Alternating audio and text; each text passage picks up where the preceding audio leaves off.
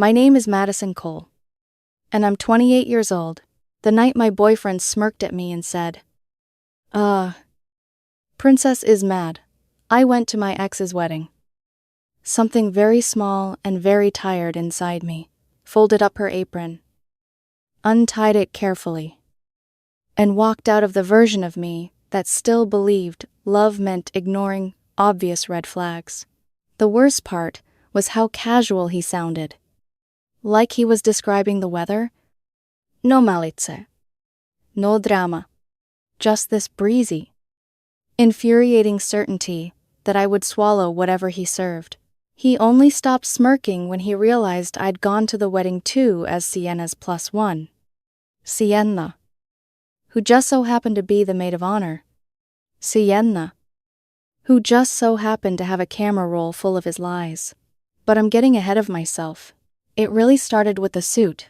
Caleb and I had been together for 2 years. The kind of 2 years where you've combined coffee mugs, know each other's Netflix passwords, and can predict who will forget to buy toilet paper him, and who will quietly fix it, me. We shared a small apartment, split rent and utilities, and bickered playfully in the pasta aisle about whether jarred sauce was an insult to Italian culture or a working woman's best friend. Caleb's ex-girlfriend, Dominique, was getting married that Saturday. I knew, because he'd complained about it for months. Can you believe she invited literally everyone but me? He'd ranted back in April, pacing our living room like he was rehearsing for a courtroom drama. 3 years together, and she can't even be mature about it. He'd shaken his head, scrolling angrily through Instagram stories of mutual friends talking about bridal showers and fittings. Maybe she thought it would be awkward. I'd offered drying a mug. It has been, what? 4 years. 4 years. He'd repeated, I'm in a serious relationship. I'm happy. The disrespect is crazy. He'd gone on like that for weeks. How all their mutual friends were invited. How he was the only one left out. How petty Dominique was. How he didn't even care, he just hated the principle. So when I walked into our bathroom on a Tuesday morning in September and saw a burgundy, slim-cut suit hanging on the door with the tag still dangling from the sleeve, my brain started doing math. Burgundy suit. Saturday wedding. Man who definitely wasn't invited.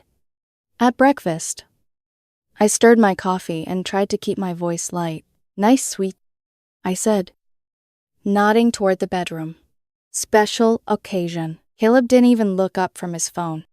Oh, that, just got it for Jason's birthday thing next month. Jason's birthday was in December. It was currently September. Planning ahead. Huh, I smiled. Taking a sip. I thought you might wear it somewhere sooner. Like this weekend. He shrugged. Scrolling. Nope. Why would I? We're doing our usual Saturday movie night. Right. I said, but something inside me tightened. Like a drawstring, being pulled. By Wednesday, he started laying the groundwork. Baba, I might need to help my mom with something on Saturday, he announced, leaning in the kitchen doorway while I chopped vegetables. Garage doors acting up again. I can come help. I offered automatically. I'm pretty handy with power tools and WD-40. He shook his head a little too fast. No. It's fine. Might take all day. You know how chatty she gets. I pictured his mom, Sharon, who just had her garage completely cleaned out and reorganized in June. Color-coded bins and everything. I'd helped. Her garage door. Huh? I said. We just fixed that in June, too. Yeah. Well, it's old, he muttered. Stuff breaks. Thursday, he leveled up the story. So, he said casually while we were getting ready for bed. Turns out, Mom needs help Saturday and Sunday. Full garage, clean out. She's in this decluttering phase. I paused, mid-toothbrushing.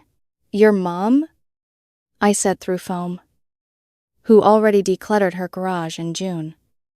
Now needs a full weekend redo. He rolled over. Already half under the covers. You know how she is. She keeps buying stuff. I'll probably just stay over so we can finish it all. The lie was so lazy it almost offended me. Sure, I said, rinsing my mouth. Sounds intense. Inside, that small, tired version of me was circling dates on an invisible calendar. April Dominique's wedding announced. Weeks of complaining about not being invited. September, mysterious burgundy suit. Sudden, conveniently timed garage emergency. By Friday morning, he was glowing. He spent an hour doing his hair, trimming his beard, dabbing on cologne, and fussing with a watch he never wore unless he wanted to impress someone. You're pretty dressed up for manual labor, I observed, leaning against the doorframe with my coffee. He actually giggled. Caleb, 29 years old. Giggled. Princess is mad I'm spending the weekend at my mom's, he teased. Don't worry. I'll send you a selfie with a trash bag. Not mad at all, I said. And weirdly, in that moment, I meant it, because Wednesday night, while he'd been in the shower, humming off-key, I'd done something I didn't usually do. I'd gone digging. Not through his pockets. Through his past. I found Sienna on Instagram first. We'd met a couple of times at parties back when Caleb and Dominique still moved in the same friend circles. Sienna was Dominique's younger sister and, as far as I remembered, the maid of honor. She'd always seemed sharp, funny, and distinctly unimpressed with Caleb. I stared at her profile picture for a long time, before finally typing, random question. Is Caleb invited to Dominique's wedding? She replied 3 minutes later. Lol, why? He begging you to be his +1. My stomach nodded. Something like that? I typed. Sienna's next message came in fast. He's definitely invited. Has been since day 1. RSVP'd yes last month. I stared at those words until they blurred. He told me he wasn't invited. I sent. Said she was being petty. Lol, classic Caleb. She replied. Let me guess. He's helping his mom this weekend. My heart hit the floor. Garage clean out. I wrote. Apparently takes 2 days. Oh my God. Sienna responded. Want to know something funnier? Please. He RSVP'd solo. Didn't even put you down as his +1. That one stung more than I expected. Heat flashed behind my eyes. Oh, I answered. Cool. There was a pause. Then, hey. Sienna wrote. I don't have a +1. Wanna come see this train wreck in person? I stared at my phone. At Caleb's suit hanging on the closet door. At the mental version of Dominique in a white dress. Seriously? I asked. By Funjiyipai. Sienna replied. Dominique won't care. She's over him. I mostly just want popcorn. I let out a breath. I hadn't realized I'd been holding. You know what I typed? Yeah. I'm in. Saturday. Just afternoon. Caleb left with an overnight bag and that burgundy suit in a garment bag. He kissed me at the door, like everything was completely normal. Have fun at your mom's, I said, opening the door for him. Ow. Look at you. Being all supportive, he said, brushing a hand along my jaw. See you Sunday. Babu. Love you. Love you too. I murmured.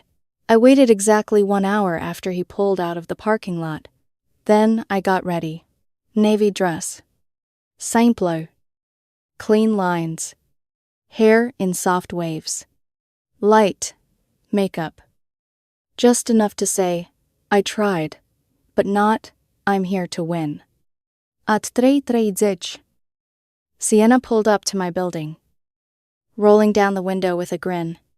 She looked incredible in a deep green maid of honor dress, the color making her eyes look almost unreal. You sure about this? She asked as I slid into the passenger seat. I fastened my seatbelt. Beyond sure. The ceremony was beautiful. Dominique walked down the aisle on her father's arm. Veil shimmering. Bouquet of white and blush roses in her hands. Her groom, Ian, looked like every Pinterest board wedding dream, nervous. In love? Eyes only for her. And there, in the third row on the groom's side, was Caleb, burgundy suit. Perfectly tailored. No date beside him. A tissue clutched in his hand, like he might start crying at any second. Sienna leaned closer to me and whispered, Solo. As advertised. I didn't answer. I just watched him. Watched the way his gaze clung to Dominique, like he was replaying their entire relationship in his head. Watched the little flinch when she said I do to someone else. We made it through the vows, the kiss, the recessional, the applause, the photos. The real show started at the reception. Cocktail hour hummed with small talk and clinking glasses. Fairy lights wrapped around columns. Candles flickering on high-top tables. Soft jazz spilling from speakers. Dominique and Ian disappeared with the photographer, and guests milled around, reconnecting with old friends, taking selfies, laughing too loudly. Caleb moved through the room like he owned it, hugging people, throwing his head back in fake laughter, checking his reflection in every reflective surface. Then he saw us. Or, more specifically, he saw me. The color drained from his face, then flooded back in a violent blotchiret. Sienna lifted her glass and called out brightly, Hey! Caleb, didn't know you were coming. He walked over like his shoes were made of wet cement. What are you doing here? He stammered, eyes flicking between me and Sienna. I'm Sienna's +1, I said, my voice calm in a way that surprised even me. She didn't have anyone. And I figured, why waste a Saturday night alone, you know? Since you're at your mom's. A couple of nearby heads turned just enough to catch the words, this isn't, you don't understand. He sputtered. Help me. I said softly, what part am I not understanding? That you lied about not being invited, that you RSVP'd solo, that you're here crying at your ex-girlfriend's wedding while I'm supposedly at home watching Netflix. His jaw flexed. His eyes darted around, noticing the growing ring of people who were suddenly very interested in their drinks. Can we talk outside? He hissed. Please. No thanks, I said, picking up a canapé from a passing tray. I'm enjoying the party. Great venue. Right. You're being ridiculous. He snapped. I only came to support mutual friends. Sienna snorted softly. You literally asked Dominique last month if she ever thinks about what could have been. Caleb whipped toward her. That was taken out of context. The context, Sienna said sweetly, was you drunk texting her at 2 a.m. I've seen the screenshots.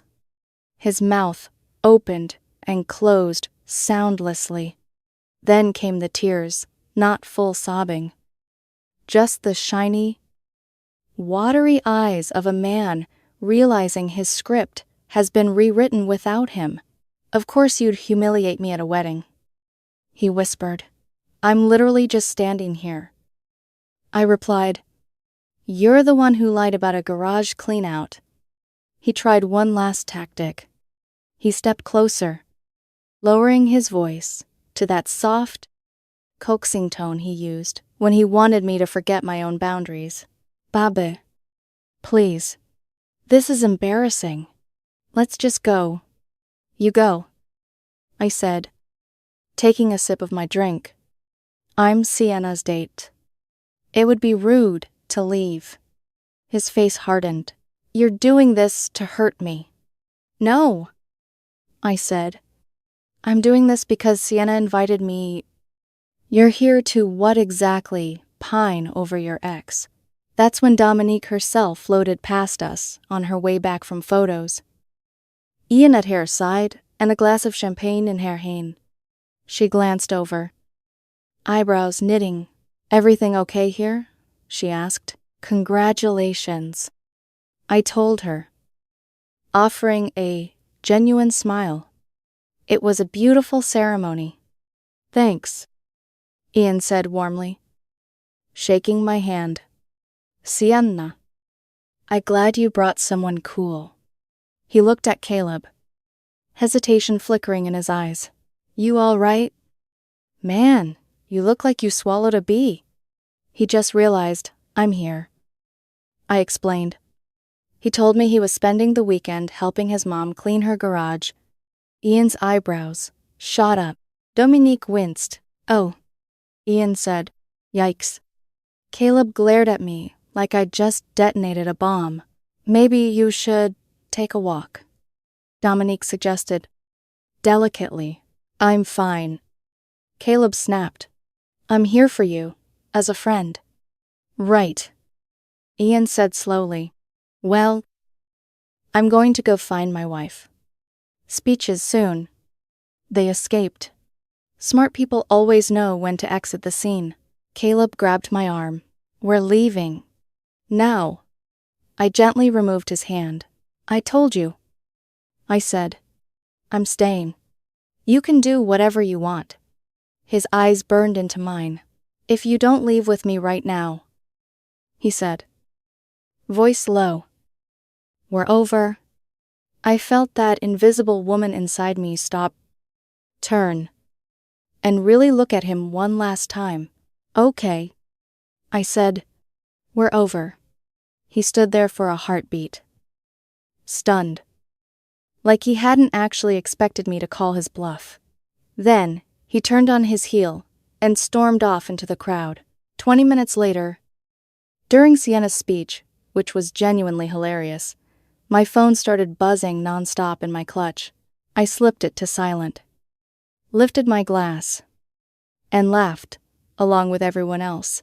For the first time in a long time, I felt something unfamiliar and sharp bloom in my chest. It took me a second to recognize it. It was relief. Sunday was a trip. I got home from the wedding a little after midnight. Sienna had dropped me off with a box of leftover macarons and a wicked grin. Text me if he shows up, she'd said. I want front row seats. I'd laughed. But when I shut my apartment door behind me, the silence hit different. The glitter of the reception, the music, the clink of glasses, it all dropped away. I kicked off my heels, peeled out of my dress, and stood in the middle of my living room in an oversized t-shirt, staring at nothing. My phone buzzed on the coffee table, then buzzed again, and again, and again. When I finally picked it up, I had to scroll just to get to the top. 73 texts, 31 missed calls. The messages were a flawless speed run through every stage of emotional damage control. We need to talk. This isn't funny. Answer your phone. I can't believe you did that to me. You embarrassed me in front of everyone. You ruined the wedding. If you loved me, you wouldn't have come. Princess. Please, just talk to me. I was going to tell you. You overreacted? You're being insane. I'm sorry. I messed up. Can we fix this? I love you. Please. The voicemails were worse. I put the phone on speaker, dropped it on the couch, and let them play while I washed my face. His voice swung wildly from rage to pleading. One was just him breathing hard, then snarling. Oh, you think you're better than me now? You made a scene at someone else's wedding like a child. The next, time-stamped 3:07 a.m. He sounded drunk, slurring. Mats. Baby. Please pick up. I love you. I was confused. Okay, don't do this to us. The whiplash should have hurt. Instead, I just felt this numb, steady, quiet inside. By the time voicemail number 11 finished with a hoarse, "You're throwing everything away," I'd brushed my teeth, folded my dress over a chair, and turned my phone face down. Maybe, I told the empty room. I'm finally not. Sunday afternoon. My Ring camera chimed. I pulled up the live feed and saw him, Caleb, standing outside my apartment door. Eyes bloodshot, hair messy, holding a cardboard box in both hands. He looked smaller somehow, like the suit had been part of his skeleton, and now that it was gone, he'd lost structure. He pressed the doorbell and waited, then pressed it again. And again, my phone lit up with new texts. I know you're home. Your car is here. We need to talk like adults. I brought your stuff. At least open the door. On the camera, he shifted from foot to foot, glancing toward the hallway like he hoped someone would see him and validate his performance. I watched for 5 solid minutes. I did not move. Eventually, he put the box down, took a dramatic selfie with it in the frame, and my door behind him, then stalked off down the hall. 2 minutes later, he posted it to Instagram. His caption, "When you try to return her things but she's too immature to face you? Toxic ex-healing." The comments rolled in almost instantly. Amber, what happened? King, Yosi, she doesn't deserve you. Caleb replied, showed up to crash a wedding I was at. So embarrassing. My thumb hovered over the screen for a moment. I could have ignored it. Let his little theater play out. But that invisible woman inside me, the one who'd taken off her apron and walked away, nudged me gently. I tapped reply. The wedding you told me you weren't invited to while you were supposedly at your mom's. That wedding? I hit send and locked my phone. By the time I checked again 10 minutes later, the comment was gone, but a handful of our mutual friends had already liked it. Monday had a different flavor of chaos. I was at my desk, sipping coffee that tasted faintly of cardboard, when I got a text from an unknown number. Hey, Madison. This is Ian, Dominique's husband. Sorry to bother you. I stared at it for a second.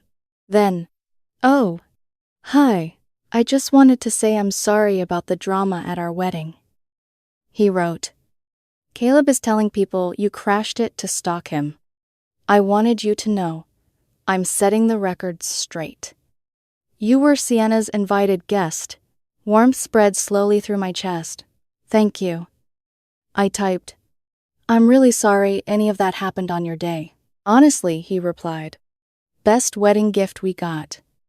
Dominique and I are still laughing about Caleb's face. Also, Sienna says, you're great. She was glad you came, so she didn't have to deal with him alone. I smiled in spite of myself. She's kind of terrifying. I wrote, in a good way. That's our girl. He answered, if you need the RSVP list or anything for your side, I've got receipts. I pictured a neat spreadsheet with Caleb's name. Attending. Yes. And guest none. I'll keep that in mind. I replied. Appreciate you. Really? Take care. Madison. You deserve better than a guy who lies about garage doors. He wasn't wrong. That evening, my phone lit up again, this time with a call from a contact I hadn't expected. Sharon, Caleb's mom. For a second, I considered letting it go to voicemail. Then I sighed and answered, Hi. Sharon. Hi. Honey. Her voice was tight. The way it got when she was trying not to yell. I'm worried about Caleb. He said you two had a fight. That's one word for it. I said, he told me he was staying with you this weekend. She continued, but when I called, you didn't pick up. Then, he hung up on me when I asked where he really was. I blinked. He told you he was here, at my apartment. Yes. She said. Said you needed help with your, what was it, closet, that you were decluttering and overwhelmed. I let out a short, humorless laugh. That's interesting. I said, because he told me he was at your house, helping you clean your garage. There was a long, frosty silence. That little, she started, then bit the word off. He told me he had a big weekend with you. Said he was making things right. I figured he was finally growing up. Sharon, I said gently. He was at Dominique's wedding. Alone? In a brand new burgundy suit. She exhaled. A sound full of years of disappointment. I should have known. She murmured. I am so sorry. Sweetheart, I raised him better than this. Or I tried to. None of this is your fault. I said. And I meant it. He made his choices. There was another pause. When she spoke again, her voice trembled. You're a good woman. Madison, she said. He's an idiot for ruining this. If you ever need anything, you call me. Okay, you were family to me. That doesn't vanish because my son is a fool. My throat tightened. Thank you. I managed. That means a lot. After we hung up, I sat on my couch and stared at the wall. The shape of my life shifting quietly around me. He wasn't just lying to me. He was lying to everyone. On Tuesday, he got creative. A notification pinged on my phone. Caleb sent you $50. I clicked into Venmo. Capción. For the Uber to the wedding. Sorry, you had to go alone. I stared at the money for a long time. This, I thought, was very on brand.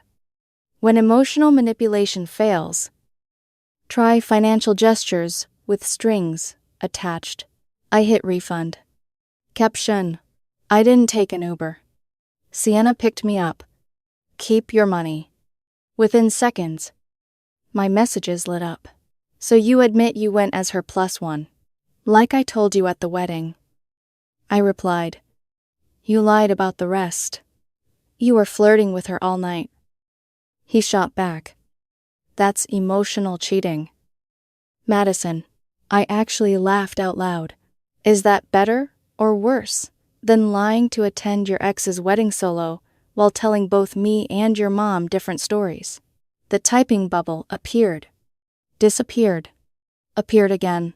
You're twisting this, he wrote finally. I just didn't want to hurt you. Dominique and I have history. I needed closure. You know what closure is, I typed. It's when you stop using history as an excuse to disrespect the person you're with. No response. That quiet inside me didn't feel numb anymore. It felt like a clean, straight line. On one side, the life where I kept explaining to a grown man why basic honesty mattered. On the other, the life where I stopped. I put my phone down, opened my laptop, and started a new document. Not a text thread, not a notes app rant, just a blank page. I typed, "Things I will not accept again." It was a short list at first, but it was a start. By Wednesday, Caleb decided to go nuclear, his version of damage control, turning himself into the victim. I found out through Sienna. Of course. She texted me mid-morning with a single screenshot and the words, "You're gonna love this." It was a TikTok. Caleb had posted a video of himself looking heartbreakingly tragic, messy hair, hoodie, moody lighting. A melancholy indie song played under white text that read, "When you go to support old friends at a wedding, and your controlling ex shows up just to humiliate you." He blinked at the camera like he was holding back tears, then looked away dramatically. It had maybe 80 views at the time. I watched it 3 times. Equal parts disbelief and awe. Then I typed back, "Oh my God. He made himself the main character." Sienna replied instantly, "Don't worry. I've got something better." 20 minutes later, Hadul dropped. Her video started split screen. Caleb's original on one side. On the other, Sienna appeared perfect posture. Flawless eyeliner. Deadpan expression. As Caleb's words floated across the screen, she added overlays in real time. Screenshot. Hasson Caleb's RSVP. Confirmation. Attending yes. Guest known. Screenshot #2 text he'd sent Dominique a month earlier. Sometimes I wonder what would have happened if we'd never broken up. Photo Hasson. A candid shot from the wedding photographer of Caleb in his burgundy suit. Eyes wide. Mouth open. Staring right at me and Sienna at our table. Then, Sienna's caption appeared across her side of the screen. "When your ex lies about going to his mom's RSVP's solo to his old girlfriend's wedding and gets caught by my +1, aka his actual girlfriend. Receipts provided." Her final frame was a still image of the two of us laughing at the reception, Caleb blurred in the background, face twisted in shock. Underneath, the caption read simply, "Check receipts. Liar. Liar." It exploded. By that evening, the video had 47,000 views, and climbing. The comment section was savage. Not the garage cleaning lie, he really said supporting old friends. Like that's noble. Bro got caught in 4K. Imagine fumbling a woman who communicates and has screenshots. Sienna texted me, "You're trending." Baba. I typed back, "Do I get royalties?" She sent 3 laughing emojis and a meme of a dumpster fire, labeled Caleb's reputation. By Thursday morning, had deleted his TikTok, but the duet was unstoppable. Downloaded, reposted, stitched, captioned. People were making reaction videos. One girl reenacted the garage cleaning phone call with a mop as her prop. Another turned his supporting old friends line into a sound clip for breakup skits. And then came the corporate karma. At lunch, my phone buzzed with an unexpected LinkedIn message from Caleb W. Subject: "Please, take the video down." I almost choked on my sandwich. He'd actually used LinkedIn. I opened the message. "Madison, this has gone too far. That video is ruining my career. You know, I work in social media management. My boss saw it. It's unprofessional and defamatory. Please tell Sienna to delete it." I sat back in my chair and read it twice. Then I typed, "You lied to me. To your mom. And to half your friend group. The internet didn't ruin your reputation. You did." I hit send, and closed the tab. Friday morning. I woke up to silence.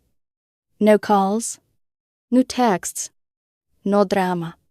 Just sunlight through the blinds, and a feeling like I'd been underwater for 2 years and finally surfaced. Then, around noon, a text came in from an unknown number. Can we please just talk? I know I messed up, but this has gone too far. I lost a client because of that video. This is ruining my life. I stared at the screen for a long time before replying once. You ruined your own life when you chose to lie. I just stopped enabling it. Don't contact me again. Delivered. Read. No reply. And just like that, the noise stopped. Over the next few weeks, I started hearing fragments of Caleb's unraveling through mutual friends. Apparently, 2 of his biggest clients in the marketing firm dropped him after seeing the viral TikTok. The boss didn't even have to ask for explanations. He just reassigned Caleb's accounts.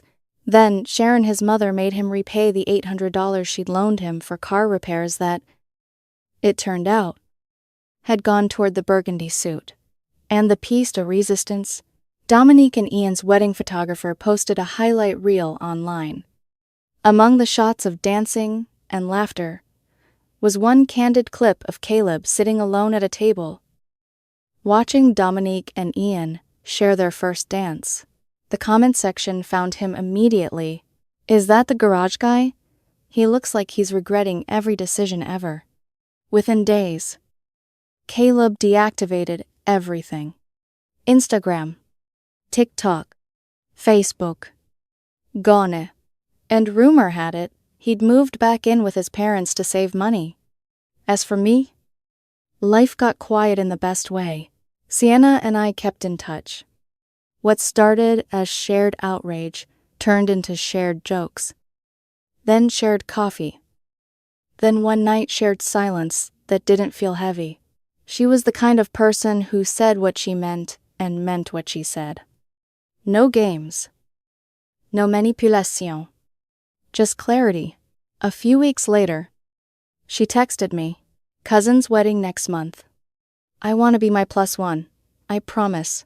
No exes will be there that I know of. I replied, only if you promise not to tell me you're cleaning your garage? Deal. She wrote, but I might need to help my mom with her attic. Don't push it. I sent back, looking back. I think the real betrayal wasn't that Caleb went to the wedding. It was that he built an entire fiction around it, expecting me to shrink myself small enough to fit inside it. He forgot one thing. Once someone learns to see through you, they can't unsee it. So yeah, maybe I showed up where he didn't expect me. Maybe I embarrassed him. Maybe I finally stopped auditioning for basic honesty. If there's a moral here, it's this. If your partner suddenly needs to help with manual labor on the exact weekend their ex is getting married, don't just believe the story. Go check the garage yourself. Oh, and if you do catch them, make sure someone's filming. You never know when karma's going to need receipts.